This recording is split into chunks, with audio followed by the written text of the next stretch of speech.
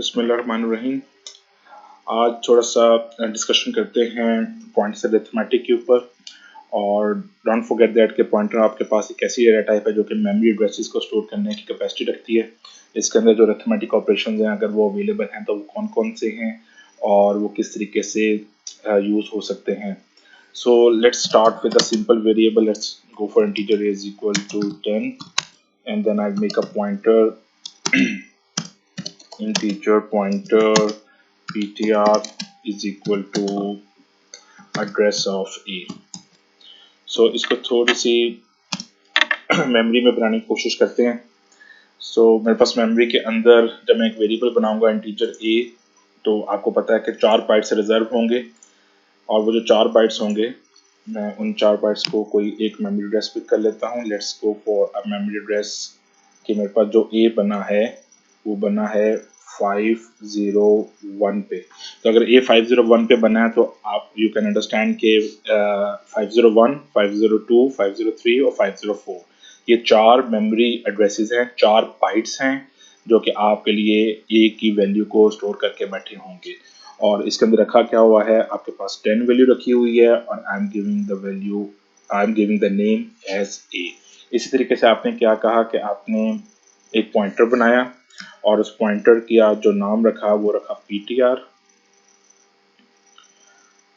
End of course ptr का भी कोई एड्रेस होगा, लेकिन I am not interested in this address क्योंकि बेसिकली मुझे सिर्फ यही पता करना है कि जो ptr है वो a को पॉइंट कर रहा होगा। a को पॉइंट करने के लिए उसको a का एड्रेस रखवाना पड़ेगा और अभी हमारे पास a का एड्रेस है 501। और जब भी मैं इसको रीड या राइट करूंगा, डीरेफरेंस करने की कोशिश करूंगा तो कंपाइलर जो है वो 4 बाइट्स को रीड करेगा क्योंकि हमें पता है कि हमने एक इंटीजर टाइप के वेरिएबल का एड्रेस को एक इंटीजर टाइप के पॉइंटर के अंदर स्टोर करने की कोशिश की है। इससे थोड़ा सा आगे चलने की कोशिश करते हैं। अब अगर मैं यहाँ पे आके कोड में लिखता हूँ कि मुझे ptr को प्लस प्लस करना है, इसका मतलब है ptr के अंदर मैंने एक ऐड करना है। ये ptr एक सिंपल इंटीजर नहीं है, ये बेसिकली एक मेमोरी एड्रेस है। अगर मैं इसके अंदर एक ऐड करने की कोशिश करूंगा तो ये ptr का मतलब एक ऐड करने के बाद ये नहीं बनेगा कि ये 502 को पॉइंट करना शुरू कर देगा। क्योंकि अगर आप टेक्निकली स्पीकिंग अगर आप ये चीज़ देखें कि अगर 501 में मैं एक ऐड करूंगा तो 502 बनेगा। 502 को जब मैं जाकर रीड करूंगा तो वो 502, 503, 504 और 505 वो जो आखिरी बाइट पड़ेगा वो a का नहीं होगा। इसका मतलब है हम a को प्रॉपरली रीड नहीं कर सकेंगे।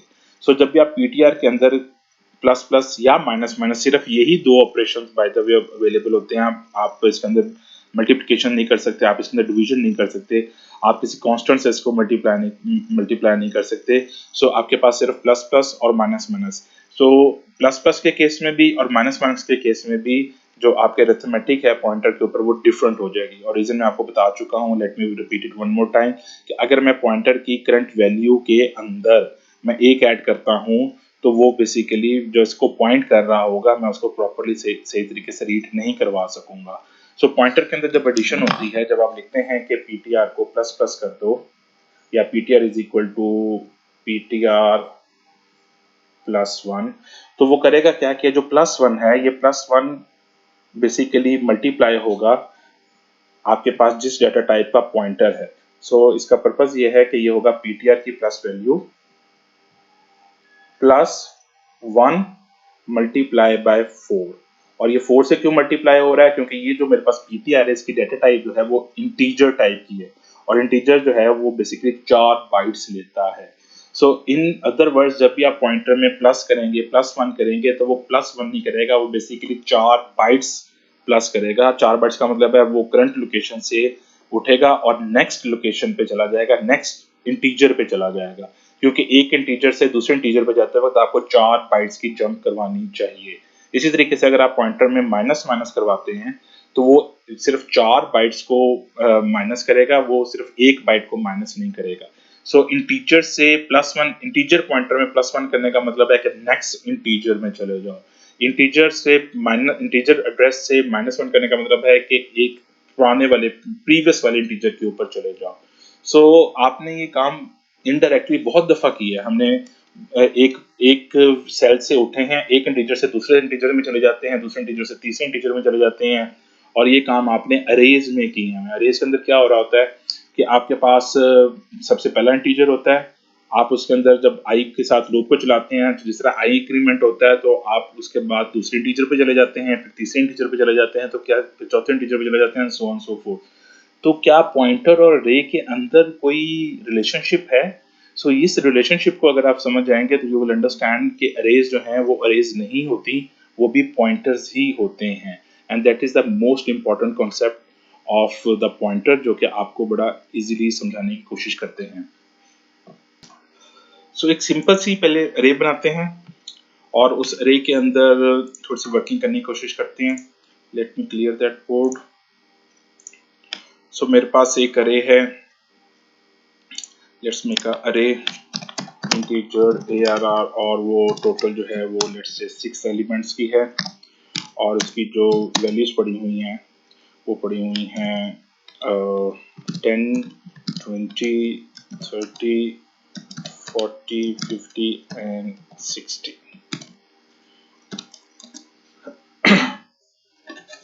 सो इस अरे को बनाने की कोशिश करते हैं।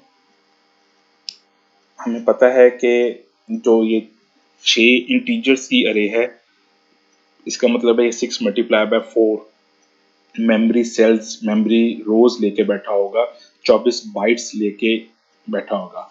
और इसी को थोड़ा सा हम ड्रॉ करने की कोशिश करते हैं।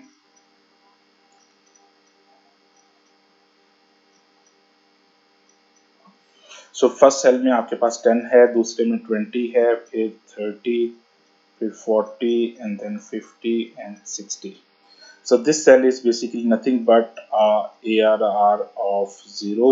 Next one would be 1, then 2, then 3, 4 and 5. So मैं इमेजिन कर रहा हूँ कि जो हमारी अरे है वो बेसिकली स्टार्ट हुई है 501 से। तो जो पहला बाइट आपके पास है उसका एड्रेस जो है 501 है।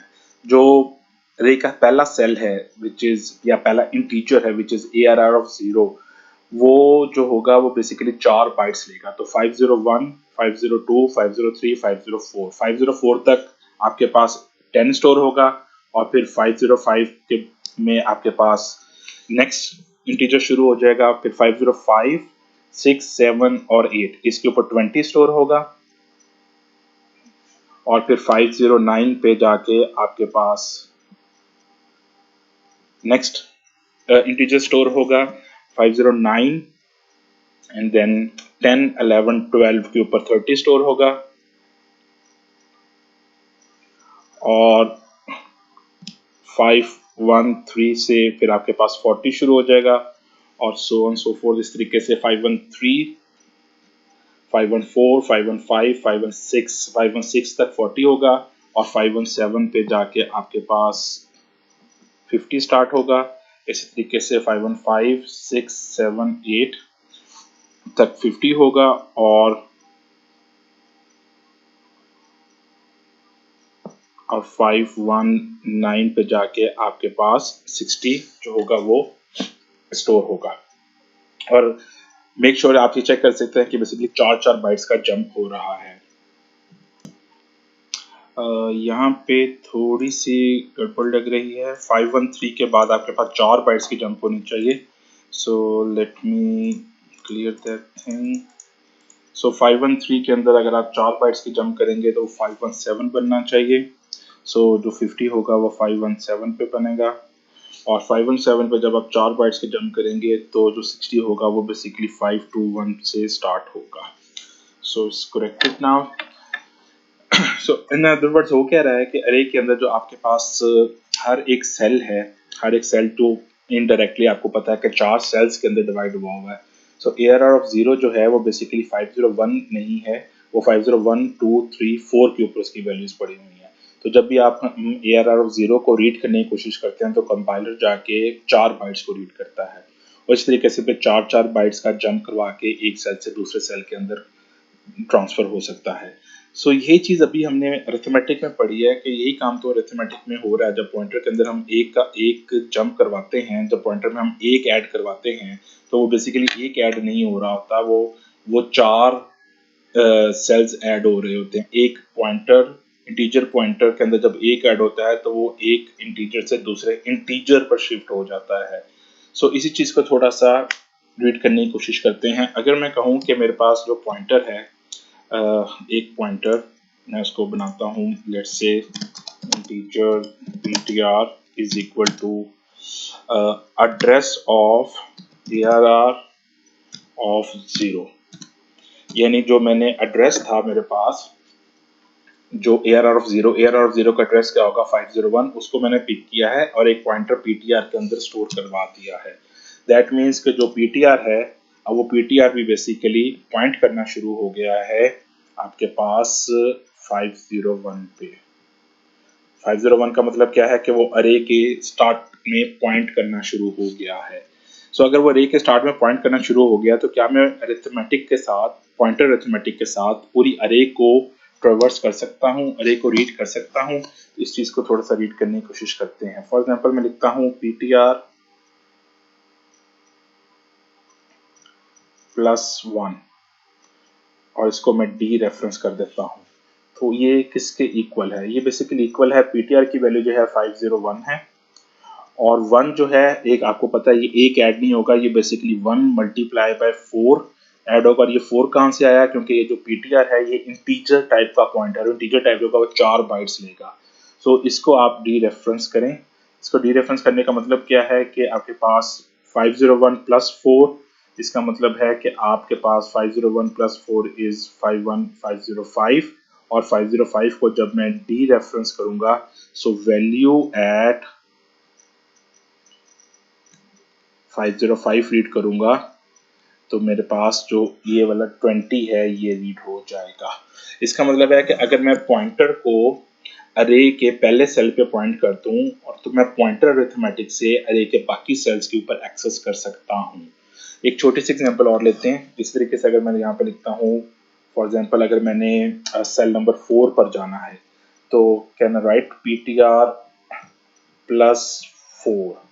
सो इसका मतलब क्या है कि डी रेफरेंस PTR की वैल्यू है करंटली 501 + 4 मल्टीप्लाई बाय 4 और ये क्या चीज बनेगी?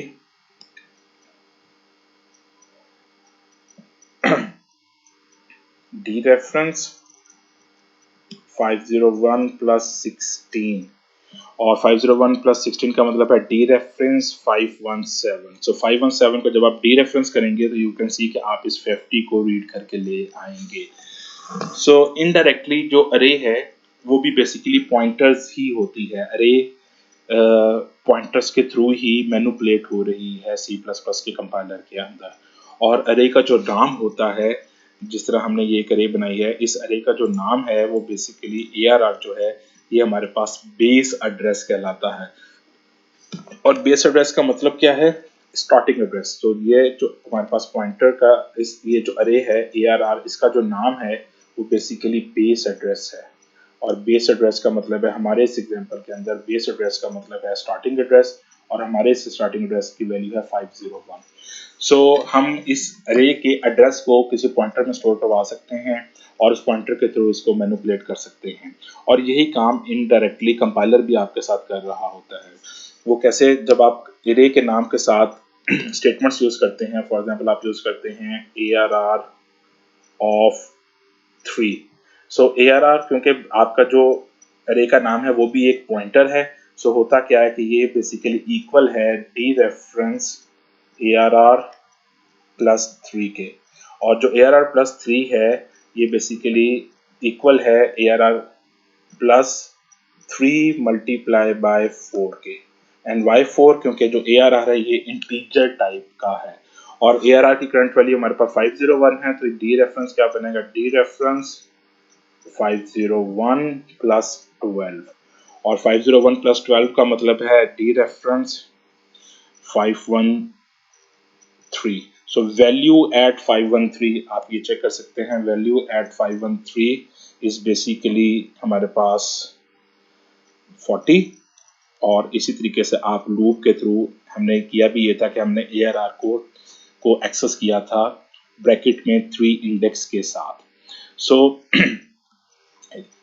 ये जो लाइन हमने लिखी है ARR इज इक्वल टू 3, ये बेसिकली सेम है ARR of 3. This is actually equal to D reference ARR plus 3.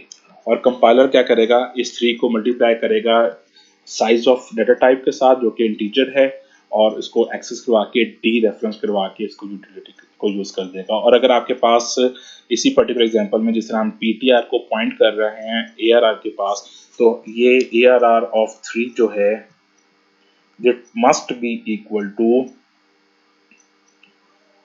PTR plus 3K and D reference के। सो पॉइंटर जो है वो अरेज को एक्सेस करने के लिए आपके पास ऑप्शन है, यानी आप ये इमेजिन करें, बल्कि इसलिए अपने जहन में बैठा लें कि अरे नहीं होती, अरे भी बेसिकली पॉइंटर ही होता है। और वो जो पॉइंट अरे का नाम जो है वो बेसिकली बेस एड्रेस कहलाता है, अरे का स्टार्टिंग एड्रेस होता है। और अगर मुझे स्टार्टिंग एड्रेस पता है और मुझे पता है कि मैंने कितनी जंप्स लगानी है, तो फिर मैं इजीली एक इंटीजर से दूसरे इंटीजर पे जा सकता हूँ। सिर्फ मैंने क्या करना है, इंडेक्स की मैनिपुलेशन करनी है। सो इसी को थोड़ा सा कोड में कन्वर्ट करके कोड में लिखने की कोशिश करते हैं।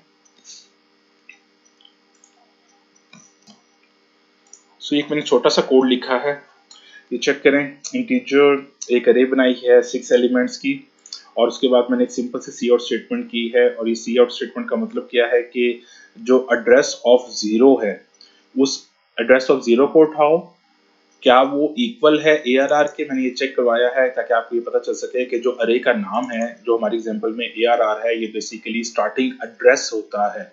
और स्टार्टिंग एड्रेस को गेट करने के लिए मैंने कंपाइलर को इंस्ट्रक्शन दी है कि एड्रेस ऑफ ARR ऑफ 0 उठा लो, यानी पहले सेल का एड्रेस उठा लो।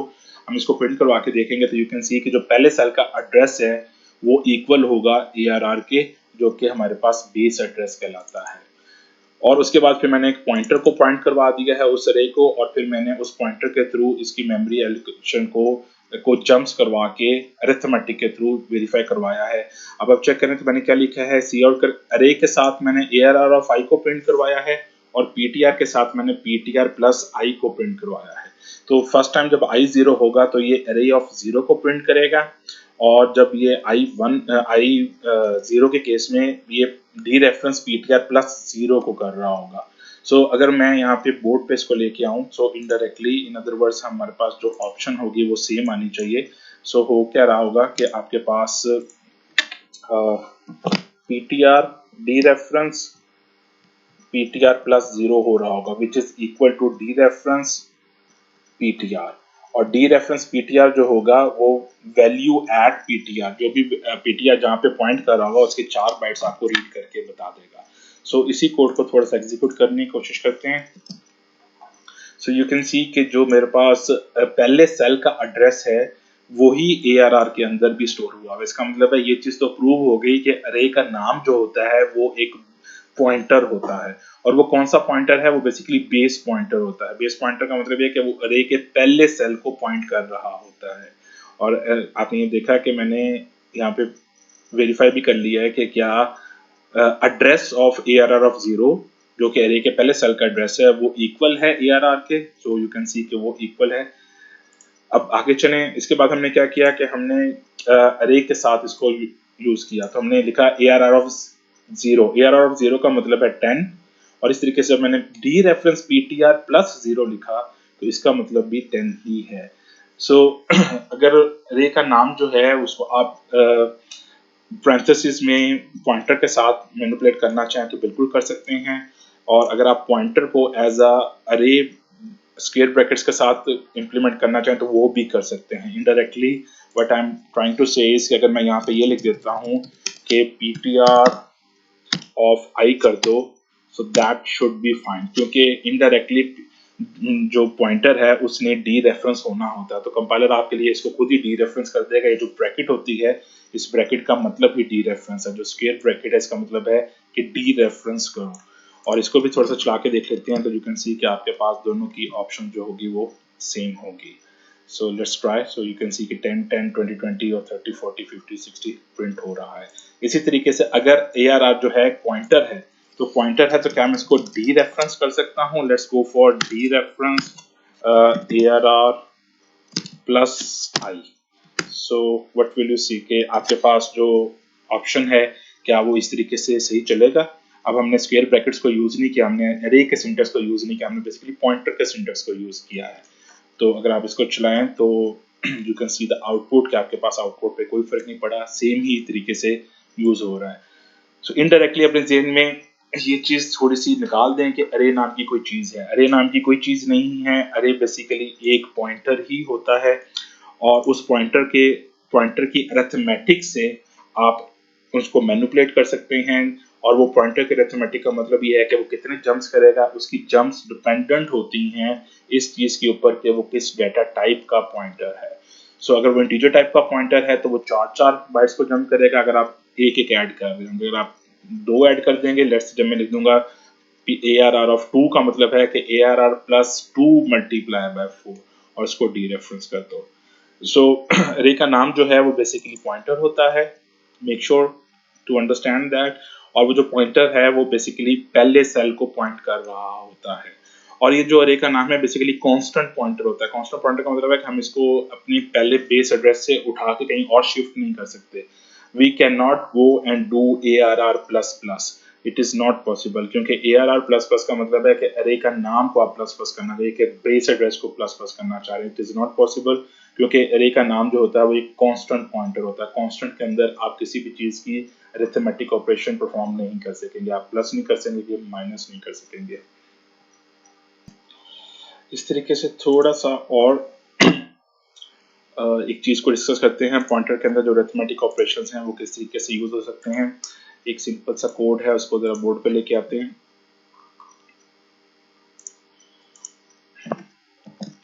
सो मेरे पास ये एक अरे है, इसके अंदर आपके पास जो वैल्यूज हैं वो 6 एलिमेंट्स की अरे है और पहले सेल के अंदर आपके पास जो चीज पड़ी हुई है, let me get rid of this thing you will understand के किस तरीके से चल रहा है। सो हमारे पास जो अरे है वो बेसिकली 6 एलिमेंट्स की अरे है और इसका नाम ए है और उस अरे को हमने पॉइंटर्स के साथ मैनिपुलेट करने की कोशिश की है। सो पहले इस अरे को बनाते हैं, फिर इस अरे को एक्सेस करने की कोशिश करते हैं।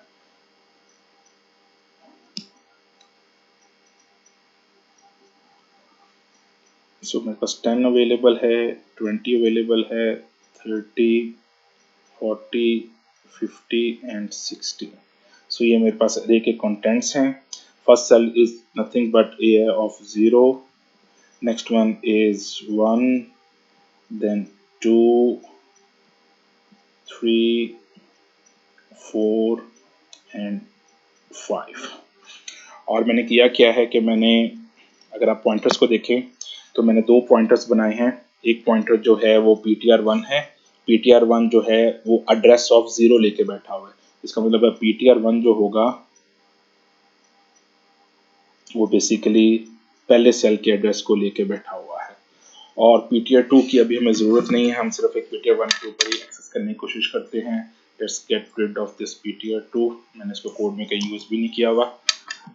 सो अब हमने क्या किया कि ptr1 जो है वो पॉइंट करना शुरू हो गया है एज यू कैन सी के अरे के पहले इंडेक्स के ऊपर।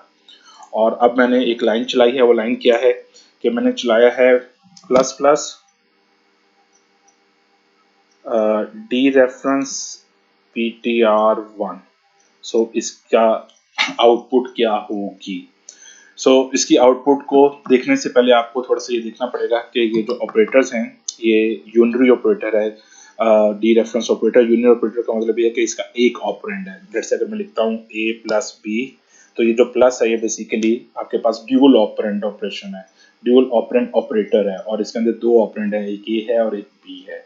लेकिन अगर आप डी रेफरेंस की बात करते हैं तो बेसिकली आपके पास यूनिरी ऑपरेटर है। यूनिरी ऑपरेटर का मतलब है कि ये पहले आपके पास राइट टू लेफ्ट चलना चाहिए। तो सबसे पहले डी रेफरेंस होगा, उसके बाद वैल्यू प्लस प्लस होगी।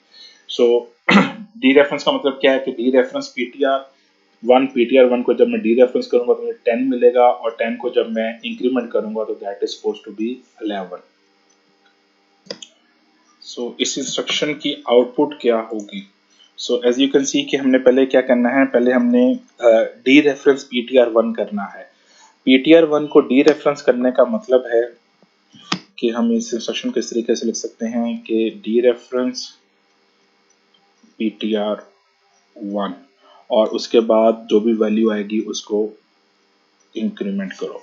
सो व्हाट इट विल डू कि D reference PTR1 plus 0 multiply by 4, 0 multiply by 4 0 ही कन्वर्ट हो जाएगा। तो डी रेफरेंस PTR करूंगा, वैल्यू एट PTR हमारे पास 10 बनेगा और जब 10 को मैं प्लस प्लस करूंगा तो दैट सपोज टू बी 11। तो इसका आंसर जो होगा वो मेरे पास 11 प्रिंट होना चाहिए। सो लेट्स सी कि कंपाइलर में जाके इसका आंसर 11 प्रिंट होता है कि नहीं होता। लेकिन before that let's do that 4 instructions on the board and then we can run it in the compiler in one go. So next instruction जो है इसके बाद हम इसको next instruction को पिक करते हैं। let me drop this thing.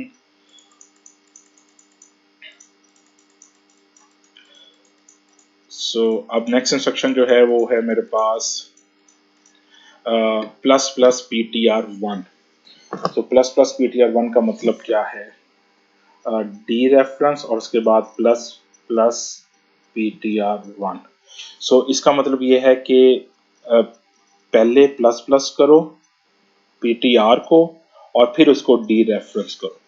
तो PTR को जब हम प्लस प्लस करेंगे तो PTR बेसिकली पॉइंट करना शुरू कर देगा रे के पहले इंडेक्स के ऊपर। तो PTR अब इस सेल को पॉइंट करना शुरू कर देगा जो कि 20 जिसकी वैल्यू है। और उसके बाद जब मैं PTR को प्लस प्लस किया तो PTR पहले के पिक होगा, 4 बाइट्स का जंप हुआ और वो आ गया, क्योंकि प्लस प्लस PTR का मतलब है PTR is equal to PTR plus 1 और PTR प्लस 1 का मतलब है PTR is plus 1 multiply by 4।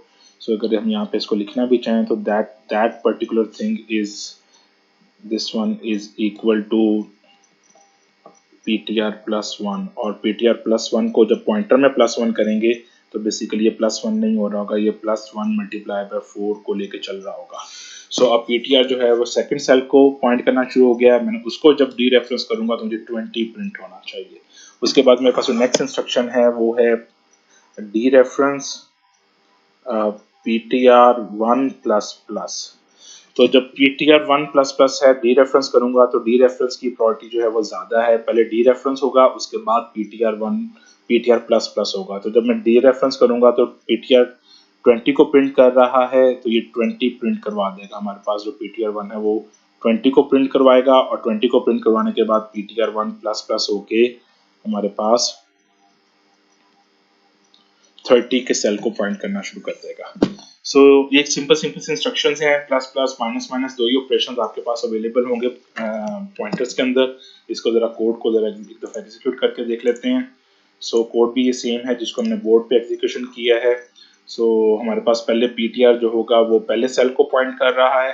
जब मैं डी रेफरेंस करूंगा और फिर प्लस प्लस करूंगा तो it should allow me to print 11।